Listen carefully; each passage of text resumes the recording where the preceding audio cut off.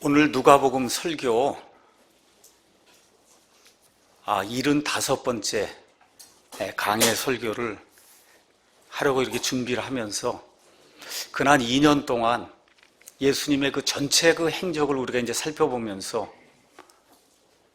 예수님의 그 이 땅 공생의 삶의 이제 맨 마지막 부분에 우리가 이제 다다랐습니다. 죽기 바로 전날 밤 예수님은 온 세상 사람들의 죄를 제거하는 하나님의 어린 양으로 오셔서 구약 성경의 예표를 그대로 성취하시려고 6월절 날 죽으셔야 돼요. 6월절 어린 양으로 오셨기 때문에. 그래서 6월절 바로 전날 6월절 행사를 이제 하시면서 6월절에 그 유대인들의 그 저녁 만찬을 우리 그리스도인들을 위한 주의 만찬으로 바꾸어 주신 그런 내용이 누가복음 22장에 이제 기록이 되어 있습니다. 만찬은 이제 다 맞춰가는 그 시점에 20절에 가서 보니까 저녁 식사 뒤에 잔도 그와 같이 하여 이르시되 이 잔은 너희를 위하여 흘린 나의 피로 세우는 새 상속 언약이다. 이렇게 이제 말씀해 주시면서 구약이 이제 철폐가 되고 이 십자가 사건 이후에 내가 너희에게 그렇게 주길 원했던 새로운 상속 언약, 우리가 짧게 이야기하면 신약이라고 하는 하나님의 언약을 주시겠다고 예수님이 약속하신 내용이 이 안에 이제 기록이 되어 있습니다. 저와 여러분이 한 2000년 전 이렇게 전으로 돌아가서 예루살렘의 그 다락방에 내가 예수님이라고 한번 생각을 한번 해보세요. 내일 내가 아침에 잡혀서 이제 오후 3시가 되면 십자가에 죽을 것을 우리 예수님이 지금 알고 있는 그런 상황이에요.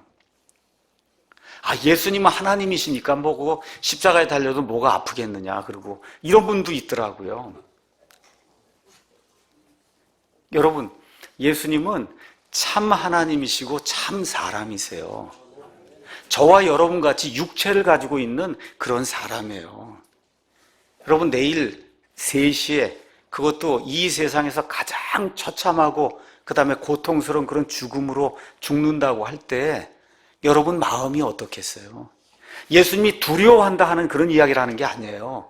그 일을 하러 오셨기 때문에 두려워하실 이유는 없지만 예수님도 사람으로 한 번도 경험해보지 못한 지금 그와 같은 그 고통을 지금 감내하셔야 되는 이런 순간인데 예수님도 얼마나 괴롭고 힘들겠어요. 무슨 잘못을 했어요, 우리 예수님이? 우리 예수님이 이 땅에 오셔서 죄의 속박에 갇혀있는 그런 사람들을 향해서 하나님의 구원의 복음의 소식을 전달해주고 특별히 이스라엘 백성에게 구약 성경에서 하나님께서 아담이 망쳐놓은 이와 같은 모든 하나님의 왕국 프로그램을 둘째 아담 우리 예수님을 통해서 이루어 주시겠다고 한 그 왕국 프로그램의 메시아로 이 땅에 오셔서 많은 사람들을 살려주시고 질병을 고쳐주시고 하나님이 원하시는 그런 왕국의 복음이 무엇인가를 선포해 주시며 죽어가는 그런 사람들을 살려주는 그 일, 그거 한 거 외에 우리 예수님이 한 게 뭐가 있어요? 나쁜 일 한 게 뭐가 있습니까? 구약 성경에 기록되어 있는 메시아로서의 그런 모든 사명을 다 완수했음에도 불구하고 문제는 백성에게 있는 거예요. 백성의 특별히 지도자에게 있는 거예요. 마음이 딱딱해져서 죽은 사람이 살아나는 것을 보고 눈먼 자의 눈이 열리는 것을 보며 하나님께서 메시아가 이와 같은 표적을 행하겠다고 하는 이사야서 34장에 나와 이와 같은 표적을 직접 행하는데도 불구하고 마음이 딱딱해져서 믿지 않습니다. 자, 이러는 가운데 예수님께서 또 무엇라고 말씀을 하시느냐? 21절에 그러나 보라, 나를 배반하여 넘기는 자의 손이 나와 함께 상해 있다. 이렇게 말씀해 주시는 거예요.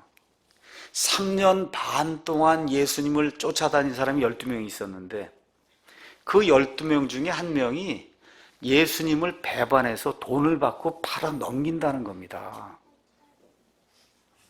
여보, 얼마나 마음이 상하겠어요. 그렇지 않겠습니까? 자, 이러는 가운데 제자들은 예수님 무슨 얘기하는지 전혀 깨닫지 못하고 저와 여러분이 오늘 읽으면 저 사람들 도대체 왜 저 모양이야? 이렇게 이야기할 수밖에 없는 이상한 일을 하는 거예요. 그 내용이 어떻게 기록이 돼 있냐?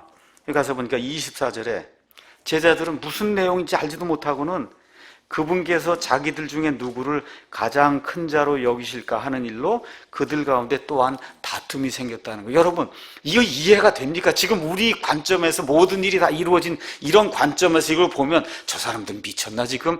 예수님이 지금 자기들의 주인이 메시아가 지금 내일 죽는다고 이야기하고 이 12명 가운데 한 명이 나를 배반해서 넘긴다고 얘기하는데 지금 이 사람들은 뭘 얘기하는 거야? 아, 우리 예수님이 우리 가운데 누구를 제일 큰 자로 여기실까 하고 너다 나다 이러고서 지금 다툼이 일어나는 이런 장면이 이 안에 기록이 돼 있으니 참 사람이 얼마나 우둔한가.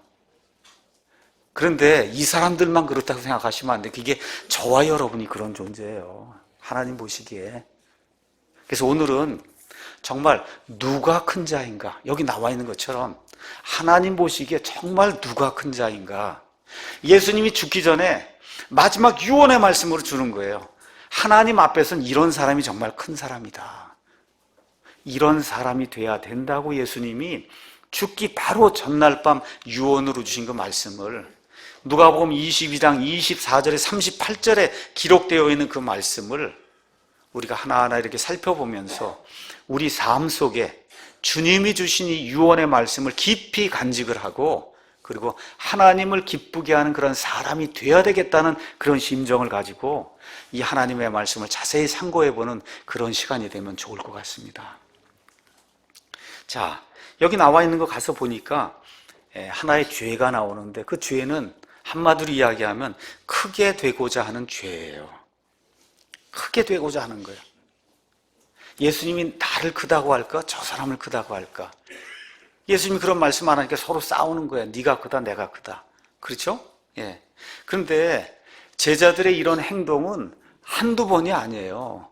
지금 여기 누가복음, 마가복음, 이런 이 마태복음 이런 데 계속 가서 보시면 적어도 3번 이상 누가 가장 큰 자일까 하는 일로 서로 싸우는 내용이 성경에 이제 기록이 되어 있습니다. 그러니까 다시 말씀드려서 제자들의 가장 큰 관심사가 뭐냐? 이 12명 중에 예수님이 왕국을 딱 만드셔서 왕이 되면 누가 국무총리가 될 거냐. 그렇죠? 지금 그게 가장 큰 관심이란 말이에요, 지금. 그래서 마태복음 18장, 마가복음 9장, 그 다음에 누가복음 9장 여기 가서 보니까 길에서 가다가 또 다투는 거예요. 이 제자들이. 그 다투는 내용이 뭐냐? 우리 가운데 누가 가장 큰 자냐. 이걸 다 지금 다투는 내용이 공관복음서에 이렇게 기록이 되어 있습니다. 그러니까 예수님이 무엇라고 말씀하시느냐? 어린아이를 하나 데리고 와라. 어린아이처럼 자기를 낮추는 자가 하나님의 왕국에선 가장 위대한 자다. 예수님이 그렇게 실증을 보여주신 그런 사례가 마태복음, 마가복음, 누가복음에 이제 기록이 되어 있습니다. 근데 또 재밌는 것은 마태복음 20장에 가서 보니까 누가 나오냐 하면 야고보와 요한의 어머니가 등장을 해요. 쉽게 얘기하면 치맛바람을 지금 날리는 거죠. 그래서 뭐라 그래요? 예수님께 와서 주여, 주님이 이렇게 왕국을 세우실 때 제게 이 두 아들, 주님을 3년 반 동안 쫓아다닌 이 두 아들 야고보와 요한을 하나는 주님의 오른편에, 하나는 주님의 왼편에 이렇게 앉혀주시기를 원합니다. 그렇게 이번에는 어머니가 와서 이제 간청을 하는 거예요. 이 아이들이 자기들께서 안 되니까 어머니까지 지금 동원을 해서 저를 오른편에, 그 다음에 여기 동생은 왼편에 좀 앉도록 좀 간청을 좀 해주십시오. 그래서 예수님이 뭐라고 말씀하시느냐? 오른편에 앉거나 왼편에 앉거나 하는 것은 하늘에 계신 아버지가 주실 거다. 그렇죠? 아버지가 받을 자에게 아버지가 줄 거지 너희가 달라고 그러고 이럴 내용이 아니다. 그 말씀을 해주고 나니까 어머니를 데리고 오지 못한 10명이 분개해서, 그렇죠? 왜 엄마까지 동원하냐? 지금 그렇게 해갖고 분개했다는 내용이 마태복음 20장 24절에서 28절에 기록이 돼 있어요. 왜 엄마까지 들어와서 이 자리 달라고 저 자리 달라고 그러냐고 서로 분개하는 그런 내용이 그 안에 기록이 돼 있습니다. 자, 오늘도 여기 가서 보니까 그분께서 자기들 중에 누구를 가장 큰 자로 여기실까 하는 일로 그들 가운데 또한 다툼이 있었다. 그렇게 기록이 돼 있어요. 자, 이게 나온 그 배경을 가서 보니까 바로 그 윗절에 거기 가서 보니까 예수님이 너희 중에 한 사람이 나를 배반할 거다. 그렇게 이제 이야기한단 말이에요. 그러니까 23절에 그 사람들이 자기들 중에 이런 일을 행할 자가 누구일까 하고 자기들끼리 묻기 시작하면서 이제 다툼이 시작이 된 거예요. 너지, 뭐 이렇게. 그렇죠? 이런 방식으로 다툼이 이제 시작이 되면서 나는 아니야. 내가 가장 큰 자야. 그렇죠? 이렇게 나오는 건 나는 아니고 내가 가장 큰 자다. 이런 얘기가 시작이 되고 또 여러분 아시다시피 주의 만찬을 맨 다락방에서 하게 될 때 예수님 있을 때 예수님 오른편에 누가 앉았어요? 예수님이 사랑하시는 요한이 앉았고 예수님 왼편에 가룟 유다가 앉았단 말이에요. 아유, 가만 보니까 이게 12 이렇게 앉아 있는데 가장 측근에 있는 게 지금 누굽니까? 요한 아니에요. 그렇죠? 베드로도 거기 앉지 못해갖고는 고갯짓을 해서 예수님한테 한번 물어봐라. 저 배반할 사람이 누구냐? 지금 이러고 있는 그런 상황이란 말이죠. 그러니까 벌써 자리 배치를 이렇게 딱 보고는 이게 이 사람인가 보다 이런 생각을 하면서 너는 아니고 나다 이러면서 서로 다투는 내용이 지금 이 안에 이제 기록이 되어 있습니다. 자, 이런 것들을 한번 가만히 보면서 3년 반을 쫓아다니면서 예수님의 모든 표적들을 봤어요. 저와 여러분에 비하면 훨씬 더 예수님을 지척에서 봤잖아요. 같이 먹고, 그렇죠? 같이 자고, 같이 돌아다니고, 말씀을 선포했잖아요. 그렇죠? 지척에서 그 예수님과 같이 동고동락한 그 사람들이 아직도 눈이 가려져 있기 때문에 예수님이 누구신가를 알지 못하는 거예요. 교회를 오래 다니고 성경을 오래 읽었어도 이게 끝나고 나면 누가복음 24장에 엠마오 마을로 가는 그 두 사람 이야기가 나오는데 그 사람들이 그렇게 성경을 오랫동안 읽었지만 예수님이 그 성경 기록들을 열어주실 때 그들의 마음이 뜨거워지며 그 말씀이 이 말씀이고 하는 걸 깨달아 알았던 것처럼 이 사람들의 이 마음의 눈이 가려져 있었기 때문에 그 수많은 표적들을 봤음에도 불구하고 예수님이 누구신지를 정확히 알지 못했고 또 동시에 예수님이 이 땅에 오신 목적이 무엇인가를 정확히 이해하지 못했다는 이와 같은 결론이 이 안에서 도출이 되는 거예요. 저와 여러분 믿음 생활 어떤 분들은 10년도 하고 어떤 분들은 연세가 많이 드신 분들은 50년, 60년, 70년 이렇게 믿음 생활 하신 분들도 이제 계십니다. 혹시 우리의 상태가 성경을 읽었다고 하고 또 교회 생활을 그렇게 오래 했다고 하는데 여기 제자들처럼 혹시 예수님이 진짜 누구신가 내가 잘 모르는 게 아닌가. 그렇죠? 지금 이거 말하는 걸로 봐서는 지금 모르는 거예요. 정확하게 구원은 받은 사람들이에요. 가룟 유다를 제외하고는. 근데 예수님을 정확하게 몰라요. 그렇죠? 그리고 예수님이 이 땅에 오신 목적이 무엇인가를 정확하게 모르니까 나를 세워주십시오 하고 지금 간청하는 내용이 이 안에 기록이 돼 있단 말이에요. 그래서 저를 비롯해서 우리 모든 성도들이 예수님이 누구신가를 정확히 알고 예수님이 이 땅에 오신 목적이 무엇이고 예수님이 이 땅에 교회를 세워주신 목적이 무엇인가를 이 시간 다시 한번 깊이 생각해보면 마음속에 새기고 혹시 아직도 이 자리에서 예배를 드리면서도 예수님이 누구신지 정확히 모르시면 그 예수님이 저와 여러분의 모든 죄를 제거하시기 위해서 하나님의 어린 양 속죄 제물로 오셔서 영원 무궁토록 단 한 번 퍼펙트한 것 같은 희생 제물이 되셔서 저와 여러분의 모든 죄를 완전히 제거하신 하나님의 어린 양이라는 이 사실을 믿고 돌아가는 그런 아름다운 일이 생기기를 주님의 이름으로 축원합니다. 주님이 너무 답답한 거예요. 저 같으면 아마 야단을 쳤을 거예요.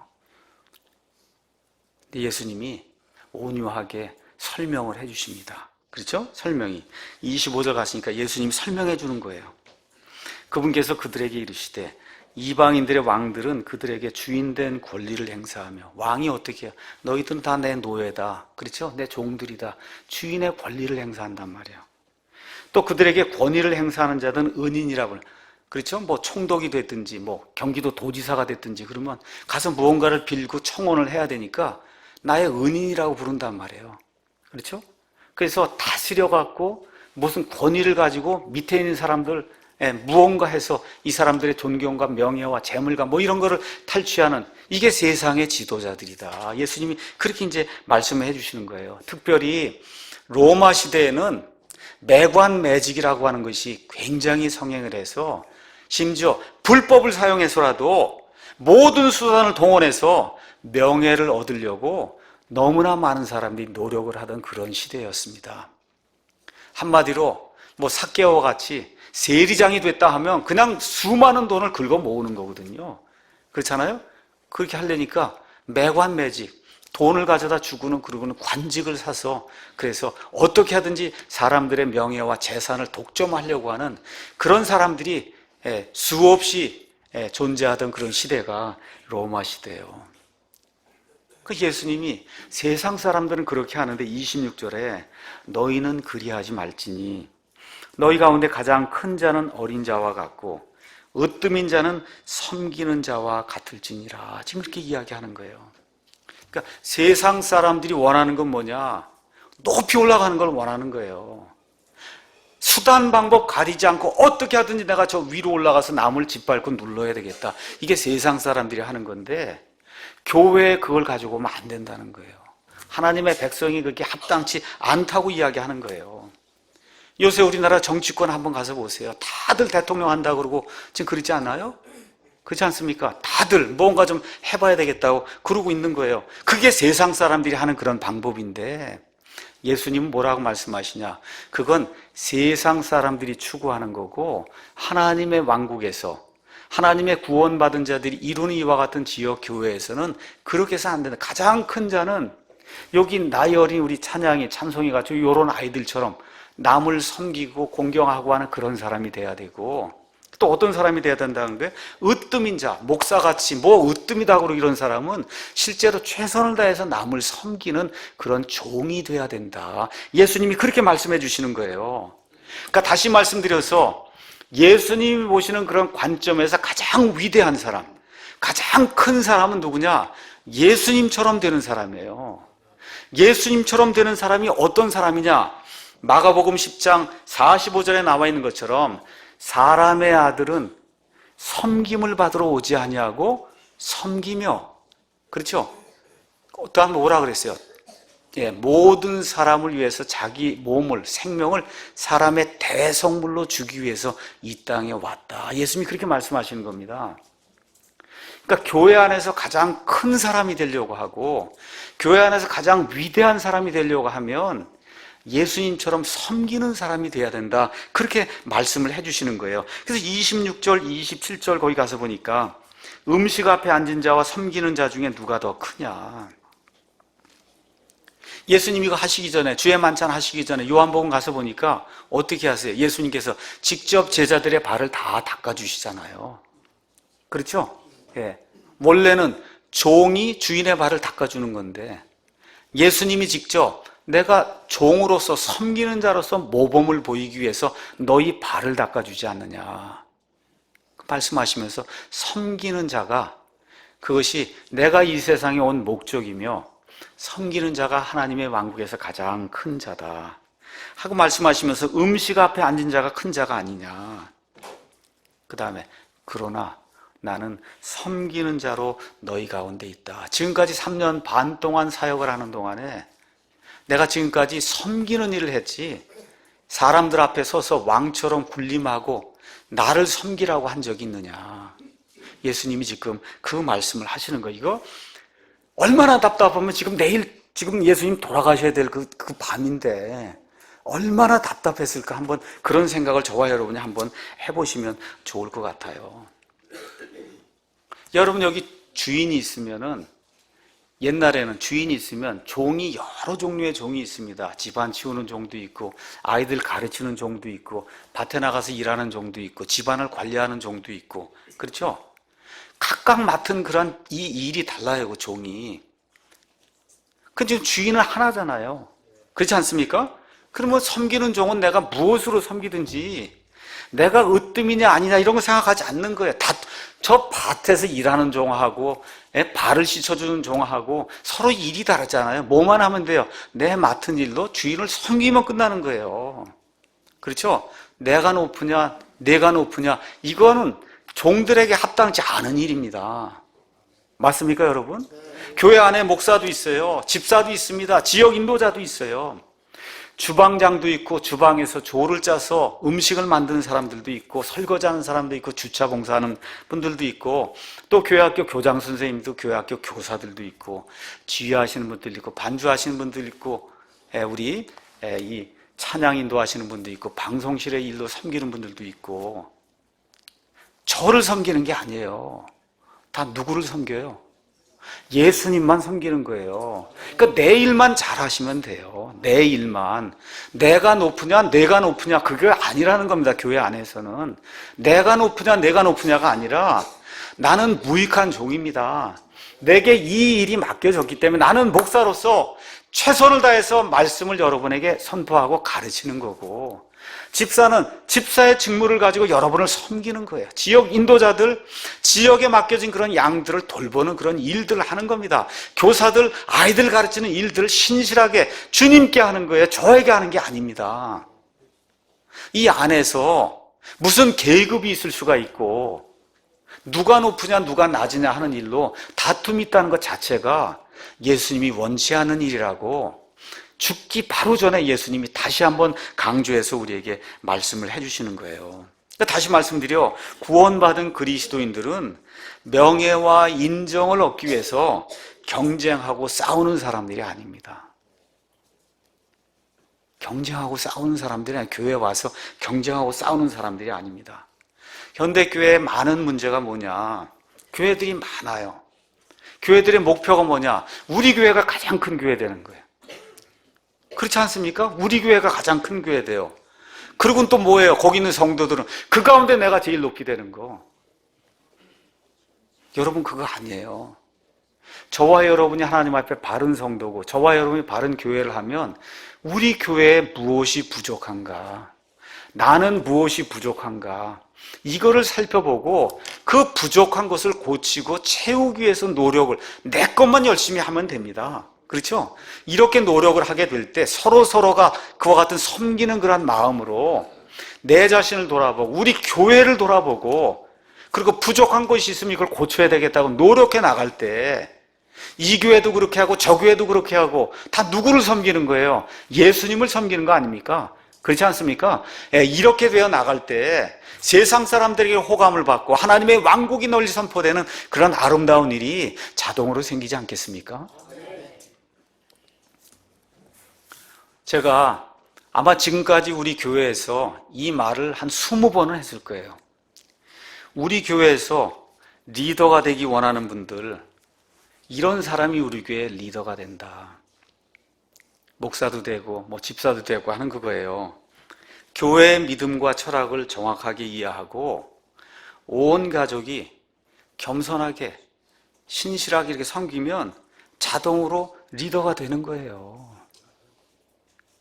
여러분, 우리 교회 오셔서 한 8년쯤 됐으면 한 20번은 들으셨을 거예요. 나를 세워주십시오 하는 사람 절대 우리 교회 리더가 안 됩니다.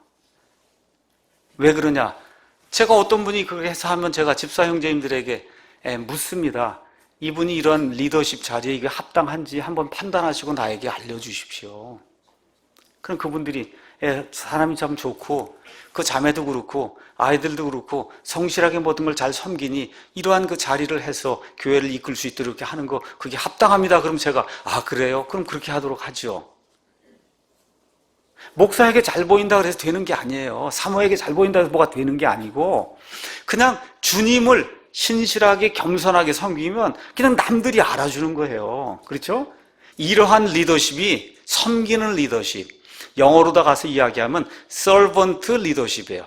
종으로서 섬기게 될 때 자연히 리더가 되는 이런 리더십이 예수님이 원하시는, 사도 바울이 직접 몸으로 보여준 그와 같은 종으로서의 리더라고 하는 그런 사실을 우리 사랑침례교회 성도들은 이 교회가 존속하는 한 아주 뼛속에 담으셔야 돼요. 섬겨야 리더가 되는 거지, 나를 세워달라고 해서는 이 교회에서는 절대 리더가 될 수 없다.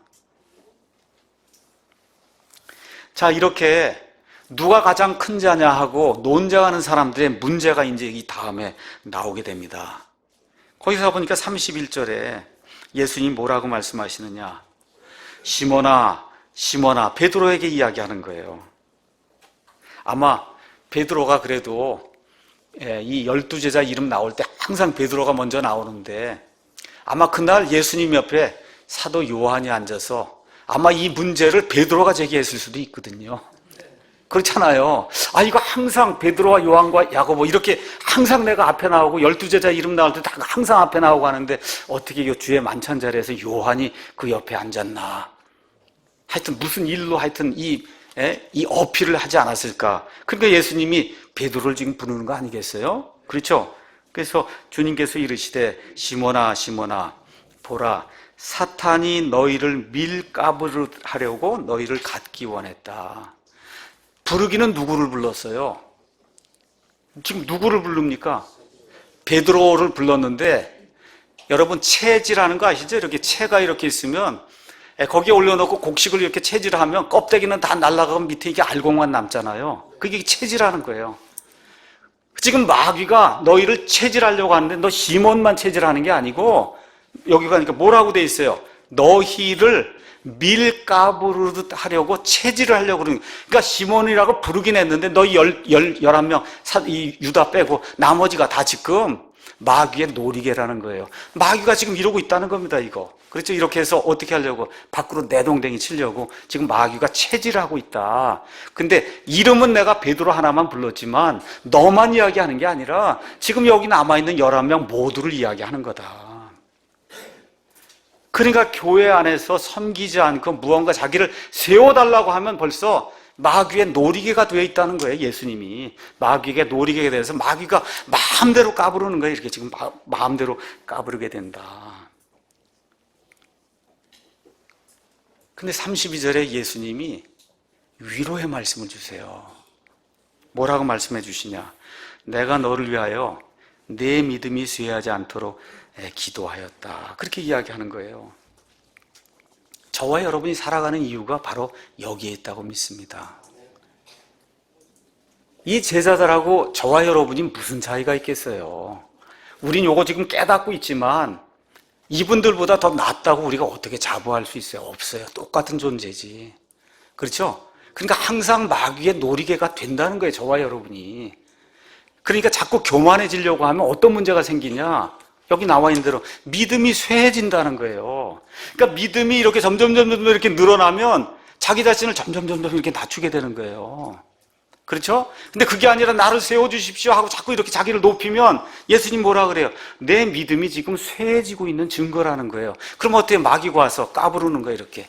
그렇죠? 체질한단 말이에요. 그렇게 되면 마귀의 괴계에 빠져서 놀이개감이 될 수밖에 없다고 예수님이 말씀해 주시면서 그런데 내가 너를 위해 기도했다는 거예요. 내 믿음이 떨어져서 쇠하지 않도록 내가 너를 위해 기도했다. 로마서 8장 26절 말씀 가서 보니까 우리가 기도할 바를 알지 못하는데 지금 이 신약시대 성령님께서 말로 할 수 없는 그와 같은 신음소리를 내며 저와 여러분을 위해 기도해 주시기 때문에 저와 여러분이 이 시간 존재하고 있는 겁니다. 절대 내가 뭐 좋은 사람이고 훌륭한 사람이고 지식이 많고 이렇기 때문에 내가 지금 살고 있구나 이렇게 생각하면 이거 착각이에요.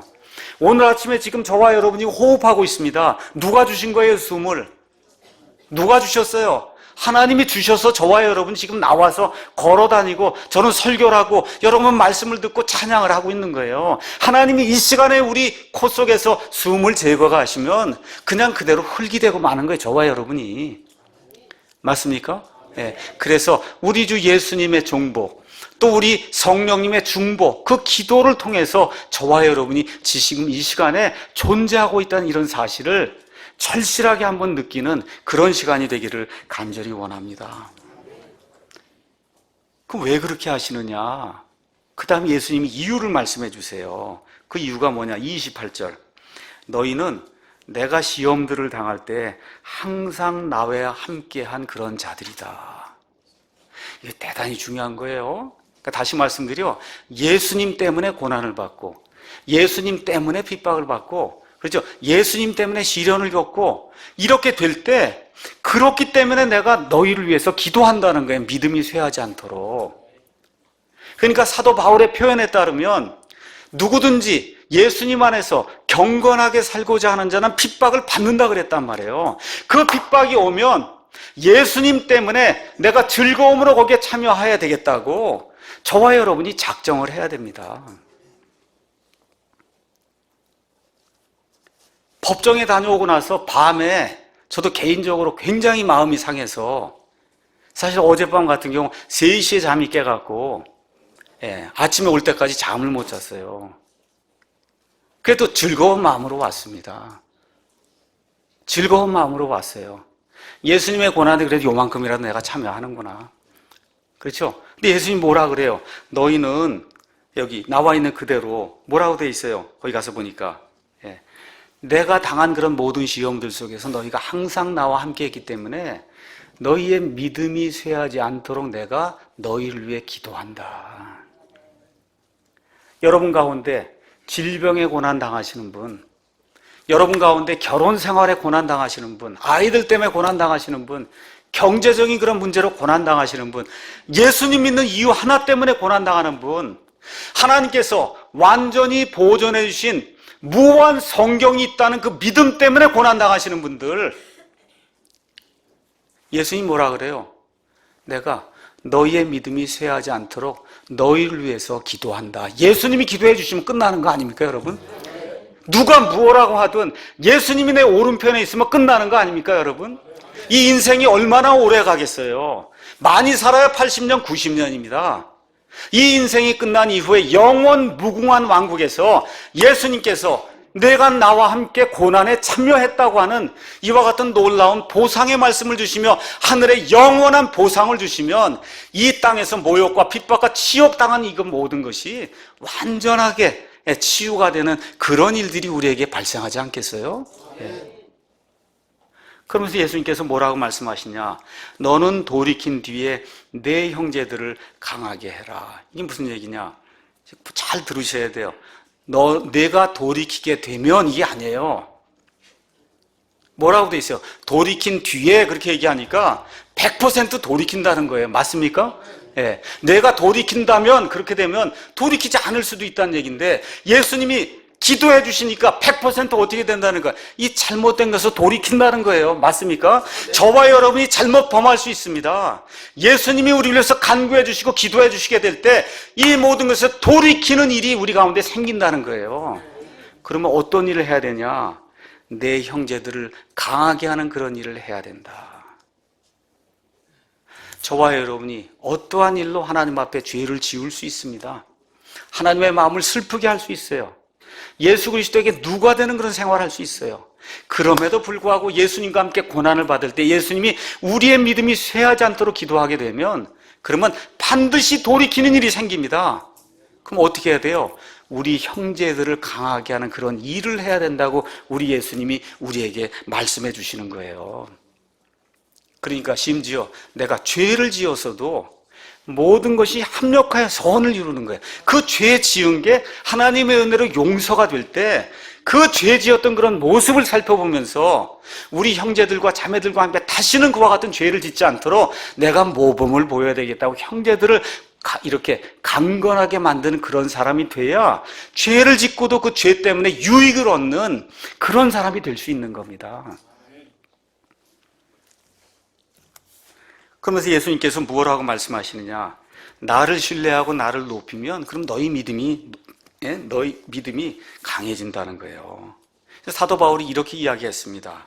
고린도후서 12장 10절에 내가 그리스도로 인하여 연약한 것들과 사도 바울 고칠 수 없는 그런 병을 가지고 있었어요. 치욕을 당했어요. 궁핍을 당했습니다. 핍박을 당했어요. 고난 당했어요. 근데 사도 바울이 뭐라고 얘기하냐? 이 모든 걸 내가 기뻐한다. 왜 그러냐? 내가 약할 그때 내가 강하기 때문이다. 내가 육신적으로 볼 땐 약하고 육신적으로 볼 땐 모욕을 당하고 치욕을 당하는 것 같은데 바로 그때 하나님이 개입하시기 때문에 내가 강한 자가 될 수 있다고 사도 바울이 고백을 하는 겁니다. 요한복음 3장에 가서 보시면 침례자 요한의 이야기가 나옵니다. 침례자 요한. 침례자 요한 이야기를 한번 가서 보시면은 참 하나님을 섬긴다는 것이 무엇인가 우리가 다시 한번 생각해 볼 그런 내용이 그 안에 기록이 돼 있어요. 자, 침례자 요한이 누구냐? 여자에게서 난 사람 가운데 가장 큰 자가 침례자 요한이라 그랬어요.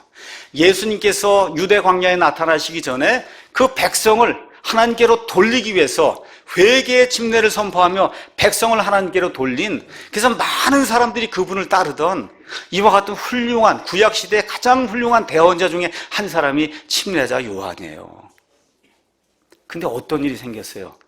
예수님이 나타나니까 글쎄 침례자 요한을 따르는 사람들의 대부분이 다 예수님께로 가는 거예요. 그러니까 침례자 요한을 따르던 그 제자들이 와서 뭐라고 이야기하느냐, 이렇게 이야기하는 거예요. 선생님과 함께 요르단 건너편에 계시던 분, 곧 선생님이 증언하신 분, 바로 그분께서 침례를 주니까 모든 사람들이 다 그분께 갑니다. 제자들이 와서 그러는 거예요. 그랬더니 요한이 뭐라고 말하느냐, 하늘에서 주지 아니하시면 사람이 아무것도 받을 수 없느니라. 여러분 믿으십니까? 내가 크게 되고자 해서 되는 게 아니고 하나님이 주셔야 된다는 거예요. 하나님이 주셔야 된다. 그 이야기하면서 뭐라고 이야기하느냐, 30절, 그분은 반드시 흥하여야 하되 나는 반드시 쇠하여야 하리라. 여러분, 우리 교회가 크지 않아도 다른 교회가 복음적으로 열심히 하면 칭찬하셔야 돼요. 킹제임 성경을 쓰지 않는 그런 교회가 모든 것이 잘 되고 주님의 일을 하면 칭찬하셔야 돼요. 나를 통해서나 아니면 다른 사람을 통해서나 우리 교회를 통해서나 다른 교회를 통해서나 개역 성경을 통해서나 킹제임 성경을 통해서나 예수님이 흥하시고 예수님이 영광을 받으시면 저와 여러분 할 일 다 한 거예요. 예수님은 반드시 흥하셔야 돼요. 영어로 인크리스, 늘어나야 되고, 나는 반드시 쇠한다. 영어로 디크리스, 나는 줄어들어야 되는 거예요. 이것이 예수님이 원하시는 인간상이요, 예수님이 원하시는 그리스도인상이요, 이것이 그런 사람들이 모여있는 예수님이 원하시는 그런 교회상이라고 성경이 우리에게 이야기해주고 있는 거예요. 시편 75편에 가서 보니까 하나님께서 이렇게 이제 말씀을 해주십니다. 너희 뿔을 높이 들지 말며 뻣뻣한 목으로 말하지 말라. 나를 세워주십시오. 이런 거 하지 말라. 사람을 높이는 일은 동쪽에서나 서쪽에서나 남쪽에서 나오지 아니하고 오직 하나님께서 재판장이 되시나니, 북쪽에 계신 그 하나님이 재판장으로 다 알아서 판단해 주신다는 거예요. 그분께서 한 사람을 낮추시고 다른 사람을 높이시느니라. 하나님이 하시는 일이에요. 그러니까 저와 여러분 뭐만 하면 돼요? 그냥 신실하게 섬기면 되는 거예요. 사람을 높이는 일은 하나님이 하시는 일이에요. 제가 지금까지 8년이고 이런 목회 사역하고 지난 한 16년 동안 성경 이와 같이 번역해서 그런 사역을 하는 동안에 혹시 내가 내 자신을 높이는 그런 일을 한 것을 혹시 여러분 가운데 누가 봤으면은 제게 이야기해 주세요. 제 아내에게 이야기해 주세요. 고쳐야 됩니다. 오직 교회 사역을 하든 성경 사역을 하든 어떤 일을 하든 예수님은 반드시 흥하셔야 되고 나는 반드시 줄어들어야 돼요. 이 일이 될 때 그 일이, 그 사역이, 그 교회가, 그 사람이 하나님이 기뻐하시는 그러한 사람이 된다고 성경이 우리에게 간곡하게 이야기하면서 그걸 보여주시기 위해서 죽기 바로 전날 유언의 말씀으로 저와 여러분에게 다시 한번 말씀을 해주시는 거예요. 심지어 국가의 왕이 되는 것, 정치 지도자가 되는 것도 로마서 13장 1절에서 2절 말씀 가서 보니까 무엇라고 기록이 되어 있습니까? 모든 호는 더 높은 권력들에 복종할지니 하나님으로부터 나지 않은 권력이 없으며 이미 있는 권력들도 하나님께서 임명하셨느니라. 그러므로 누구든지 권력에 거역하는 자는 하나님의 규례를 거역하나니 거역하는 자들은 스스로 정죄를 받으리라. 이렇게 기록이 되어 있어요. 우리나라의 정치 지도자들이 특별히 내가 아무리 노력을 해도 하나님이 함께하지 않으면 안 된다는 이 사실을 깨닫고 하나님을 두려워하고 이 백성에게 정말 아름다운 것들을 남겨줘야 되겠다는 그런 좋은 정신을 가지고 하나님 앞에 간구함으로 이 나라를 다스리는 그런 대통령이 나오기를 위해서 저와 여러분이 지금부터 계속해서 기도해야 됩니다. 창조물의 가장 큰 죄는 뭐냐? 성경 가서 보니까 교만이라 그래요. 창조물 중에 으뜸 가는 자가 누구예요? 사탄 마귀입니다.